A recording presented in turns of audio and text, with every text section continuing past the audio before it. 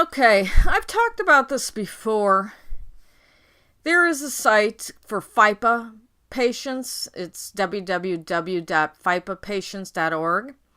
And it is a website dedicated to the increased awareness of familial isolated pituitary adenoma, or FIPA. And it basically discusses cases of pituitary tumors causing gigantism and how it runs in families, but it also discusses certain genes that also can be responsible for gigantism and acromegalia.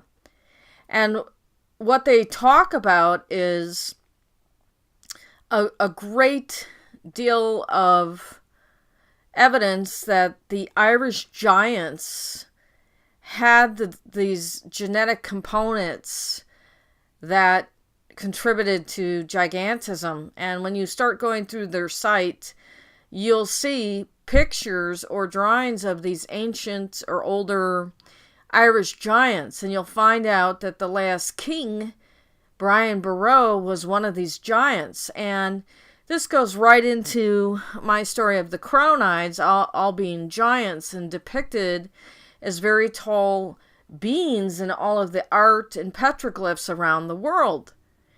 So again, you not only have the situation with the elongated skulls around the world and mimicry of it, but you have genetic evidence that these rulers had certain genetic components that either gave them a pituitary tumor or just caused them to have gigantism. It ran in families. And what we know from mythology is that they often married their sisters and cousins and kept the genetics in the family. So they probably figured out early on that if they didn't marry or mate with someone of their kind, that these genetics got watered down and it took away their advantage over the average person, which would have been their height advantage. And so they kept things in the family to keep that genetic component for gigantism going. And as I said in a previous video, I do believe the artwork in the past pretty accurately depicted what the average sized person was interfacing with in regards to taller humans who had a physical advantage and ruled over the average person. Now, what we have to figure out is was that all this is to it? Or did we have something under the ground that was putting these genetics into a different kind of human and controlling them to control us? Or is that just another made-up story and we simply have a case of a taller, stronger group of people who figured out how to keep that characteristic in the family ruling over the rest of the human race? And that is where my research will eventually go once I get some advanced education in the field of anthropology and start looking at some of these genetics. Unfortunately, when these skeletons are found, they find themselves to the Smithsonian and they're disappeared, so we can't use modern science to take a look and figure out what's going on. Or in my case, with the Lovelock Cave mummies, it's very hard to get in there and do a scientific study without a court case. So it takes a lot of persistence to get some answers, and that's just the path I'm on right now. But I'm going to read a little bit out of the site, and I'll put the website address down below, but you could take a look at this, and I'll show you some of the pictures. It basically just says, a small number of patients with pituitary adenomas have family members with similar disease. Current research suggests that about 5% of the patients with pituitary adenomas have inherited this condition. Some of these patients belong to FIPA, or familial isolated pituitary adenoma families. Our understanding of FIPA is constantly evolving, and we hope that this website will be a valuable resource for FIPA patients, their families, and the healthcare professionals who care for them. And if you click on and look at the Irish Giants section, it basically just says, in the 1700s, several famous Irish show giants made their living exhibiting themselves in Britain and across Europe. Amongst them, the skeletons were studied in detail of Cornelius McGrath, Patrick Cotter, and Charles Byrne. Now, if you continue on, it shows you these either drawing or art pieces of these giants compared to the average sized person. Like here's Cornelius McGrath and Patrick Cotter and Charles Byrne.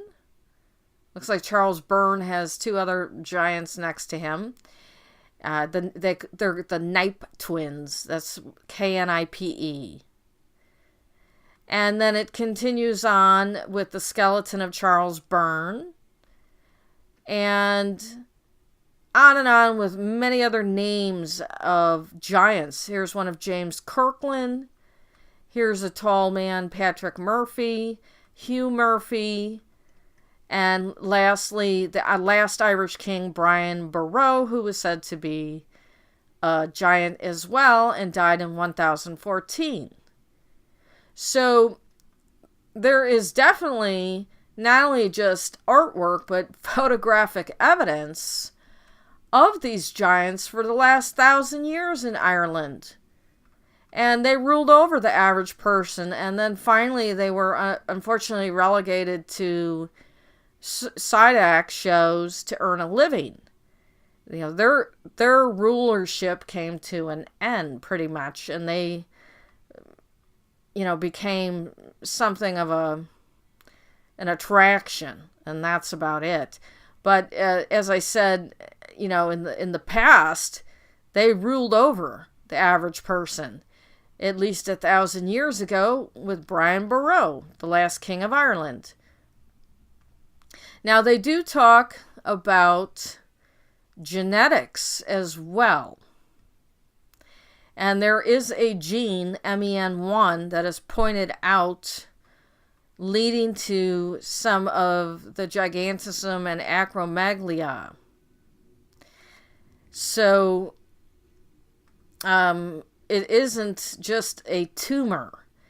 Now, there's this MEN1 gene, has a little bit of a description. I want to read a little bit. It says, Erdheim was the first to describe familial pituitary tumors to occur in the setting of MEN in 1903. Wormer later described a family with 4 sisters affected with pituitary adenomas, hypercalcemia, and adenomatosis of the pancreas and gut. He suggested that the condition was inherited in an autosomal dominant pattern. In 1989, the MEN1 locus was assigned to chromosome 11. In 1997, the MEN1 gene was cloned. So here they have isolated a gene, the MEN1, to create giants. Now, if there is something under the ground that is very skilled with genetics, they'd know exactly what to do to create a giant. And that is quite a bit of the description in mythology about some kind of god or goddess from under the ground or in the abyss creating the first giants, the frost giants. And then those giants were supposed to do the hard work, but they didn't want to. And in Sumerian mythology, they created a lesser god called the Agigi. And they didn't want to do the hard work. And then humans were created. So we do have genetic evidence that leads to gigantism. Modern science has isolated it. It has cloned this gene. And we have photographic and artwork evidence as well. And quite a bit of this ran in Ireland, which coincides with the many mythologies of giants. So there is your current scientific proof that giants not only existed, and it's genetically related, so they passed it down through their royal houses, but King Brian Boru was ruling over the average sized humans, and he was a giant. There you go. Okay, thank you. We'll continue on with this compilation.